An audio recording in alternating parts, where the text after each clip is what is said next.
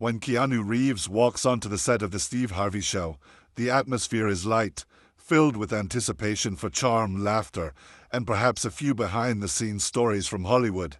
Steve, ever the gracious host, is ready to guide the conversation with his signature humor and warmth. However, as Keanu takes his seat and notices the crucifix around Steve's neck, something shifts in the air. What begins as a friendly interview is about to delve into deeper territory.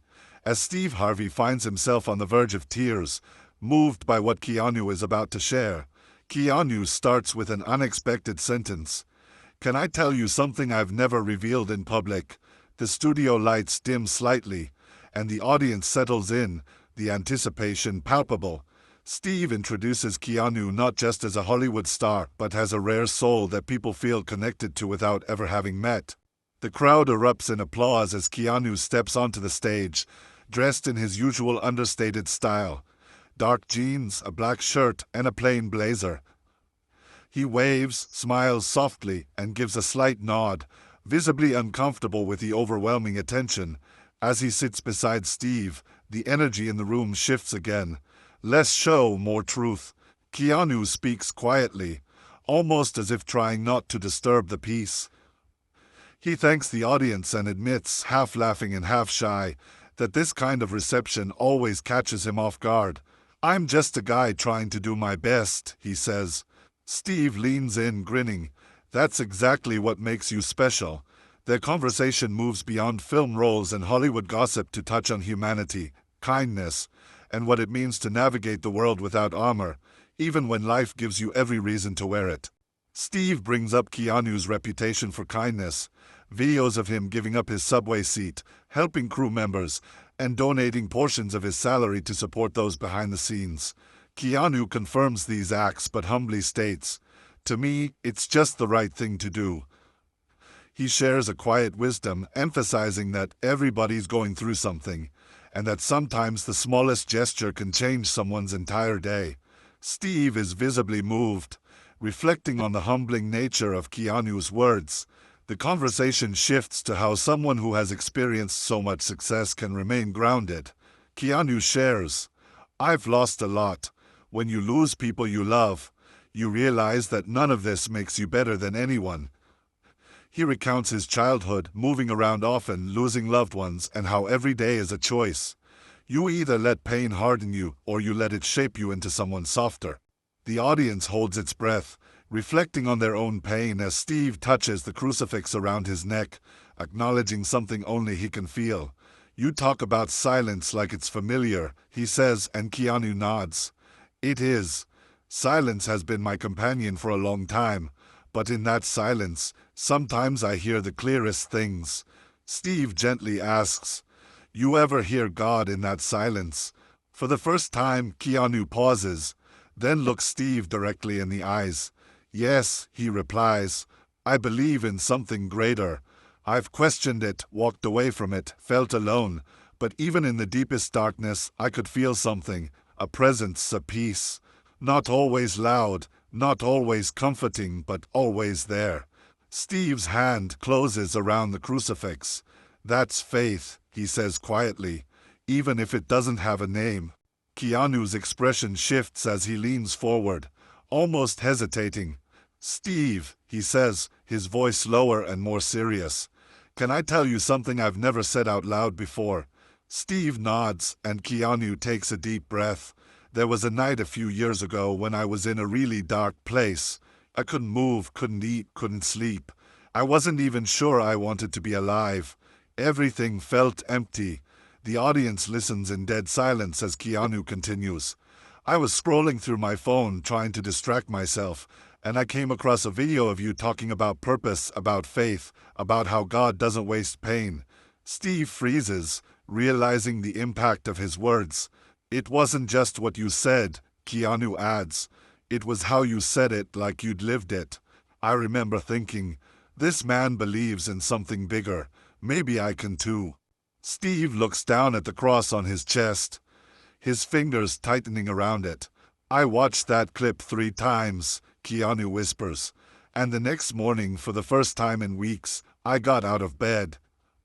He leans back, the memory weighing heavily on him.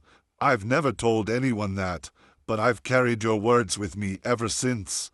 Steve is silent for a moment, his voice cracking as he responds. I just talked from the heart. I had no idea. Keanu gently interrupts. That's just it. You didn't have to know. That's what made it real. You weren't trying to inspire me. You were just being yourself, and that saved me.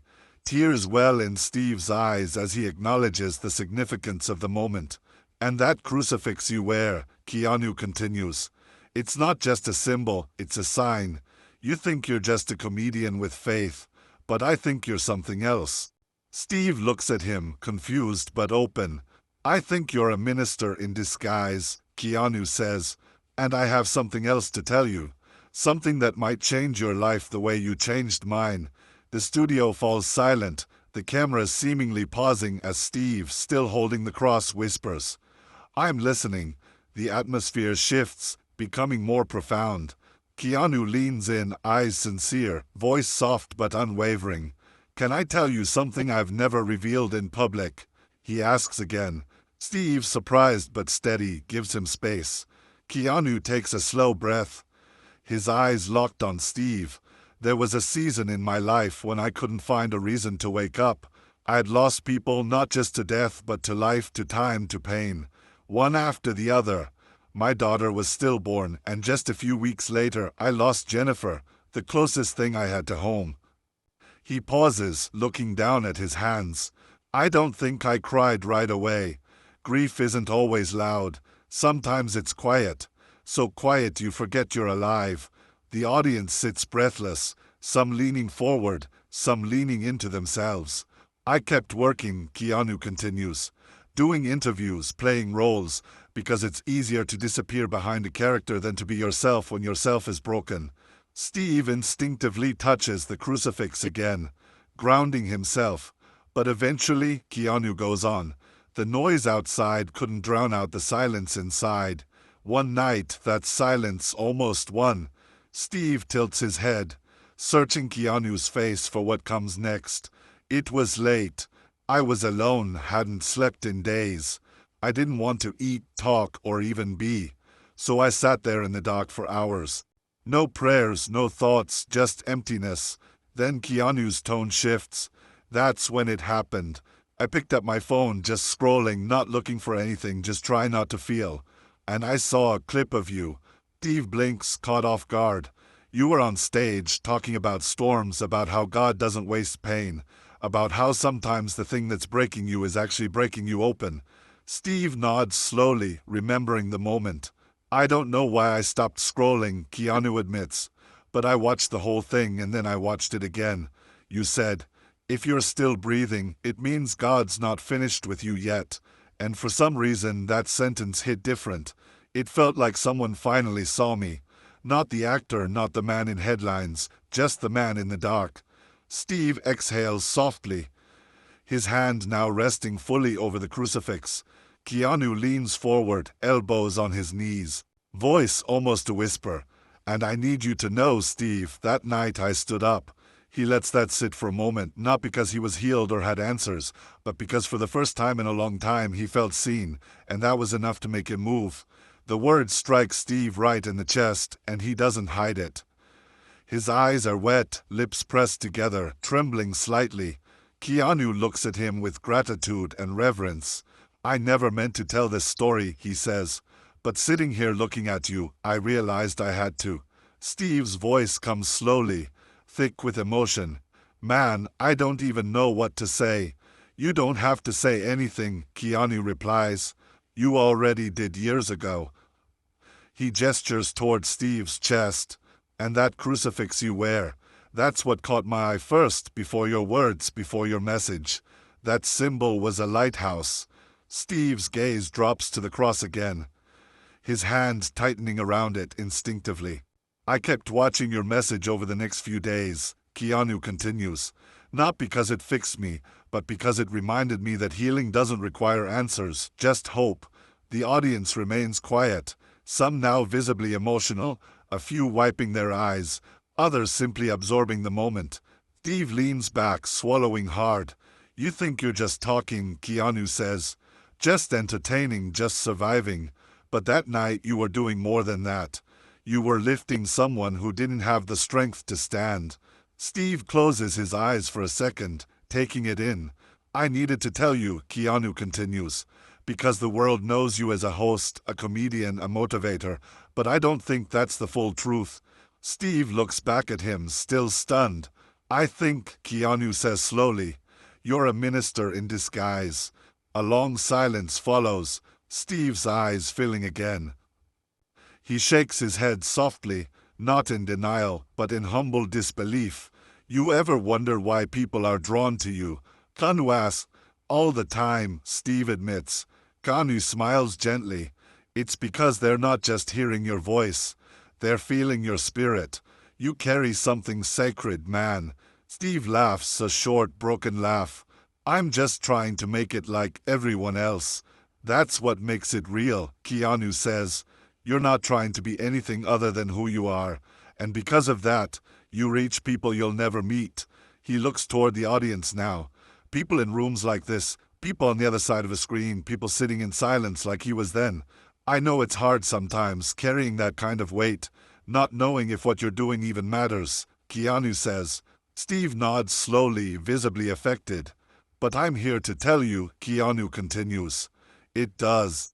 Just when the moment seems to reach its emotional peak, Keanu's expression changes slightly, becoming more serious and intentional. He leans in, lowering his voice. Steve, the way you carry that crucifix, it's not just a symbol, it's a sign, a message. And tonight I have something to tell you. Something that might change your life the way you changed mine. Steve looks up, startled by the shift. The crowd leans in, sensing the gravity of the moment. What do you mean? Steve asks softly. Keanu's eyes don't blink. I've held these words for years, he says. They came from you, and tonight I need to say them back to you. Steve sits still, breathing unevenly. Keanu nods once. Because I think you may have forgotten the power they hold. The weight of the moment hangs thick in the air as Steve Harvey sits frozen, eyes fixed on Keanu Reeves, who leans in with a calm, unwavering voice. Tonight, I need to say those words back to you because I think you may have forgotten the power they hold. The studio is silent. Even the background hum of the camera seems to fade as Keanu sits up straighter, breathing deeply as if preparing to revisit a sacred memory. I remember the lighting in the video, he begins. It wasn't perfect. It was a little grainy. You were on stage holding a mic in one hand, your other hand resting right over your chest, over that cross. Steve nods slowly, feeling the emotion swell inside him. You were talking about purpose, Keanu continues, but not in some polished, rehearsed way. It was like you were fighting through your own story while sharing it. You said pain has a language, and when someone who's been through something speaks, it cuts through the noise. He pauses, locking eyes with Steve. And then you said something that stayed with me. God doesn't always call the qualified. He qualifies the called.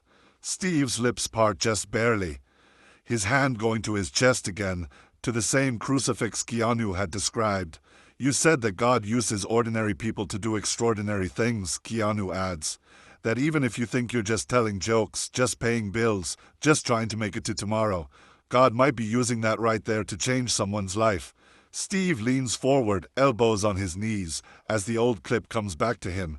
The one he recorded years ago after a show when he had hit a low point and decided to speak from his soul, no script. And I realized something that day, Keanu says. It wasn't just your words, it was the way you said them. You believed them, and that belief lit something in me. He looks down for a second, his voice softening. I had lost my sense of direction. The grief, the silence, it had buried my compass. But when I heard those words and saw the way you carried them, it reminded me that even in my lowest moment, I wasn't invisible. He looks back up at Steve. You were a stranger to me, but in that moment, you became a beacon. Steve lets out a long breath, the kind that comes from the chest and carries years of weight. Keanu smiles gently. And that's the thing about beacons. They don't always know who's watching. They just keep shining. There's a long pause, not awkward or uncomfortable. just full of what has been said and what has yet to be said. Then Steve speaks, his voice lower than before. You know, sometimes I wonder if I've done enough, he admits. If all this comedy, hosting, speaking actually means something.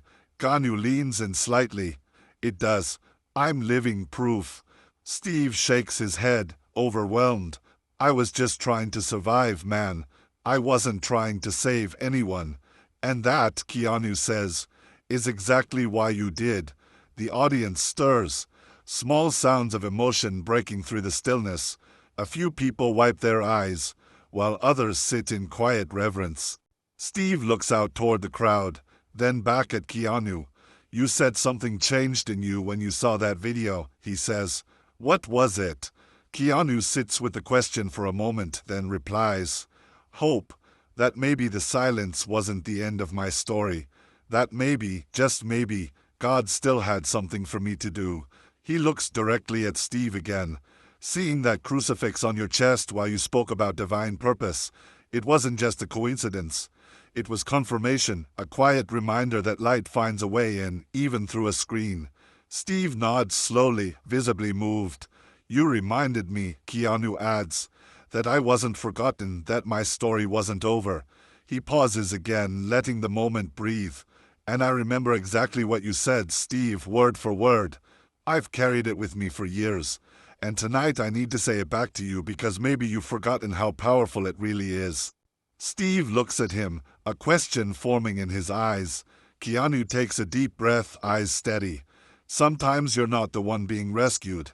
You're the one doing the rescuing, and you don't even know it. Steve's lips tremble slightly. You think you're just talking, but you're actually testifying. Keanu leans back slightly, giving the moment space to land. Steve covers his face with his hands for a second, then looks up, eyes glistening. You remembered all that, he asks. I needed to, Keanu says simply, because I wasn't just hearing you. I was being lifted by you. Steve sits back in his chair, hands clasped now as if trying to hold himself together. The room feels like it has shifted again. More than just a stage, more than just a show. It feels like healing is happening right there under the lights. Keanu's voice comes one last time, softer than before.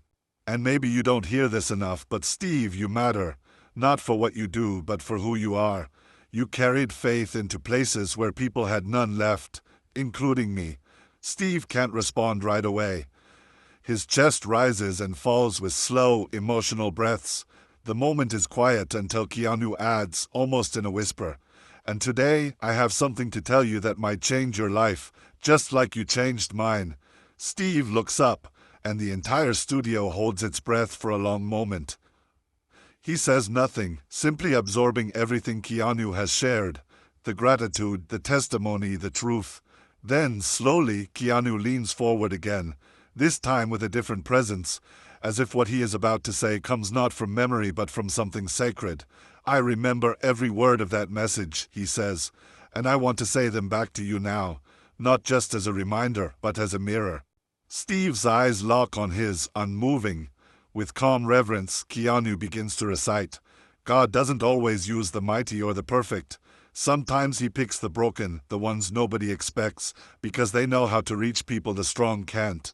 Steve blinks slowly, the words washing over him like a tide. He had forgotten how to stand against it. You don't need a pulpit to preach, Keanu continues. You don't need a robe to be called. You don't need a church to carry the word. His voice doesn't waver.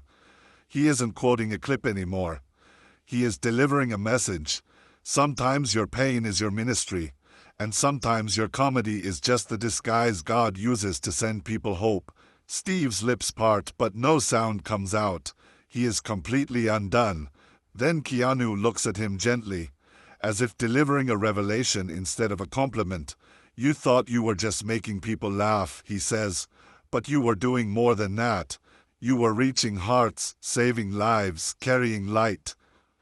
He lets those words settle before adding the one line that breaks Steve's composure. You're a minister, Steve. You just happen to wear a suit instead of a collar.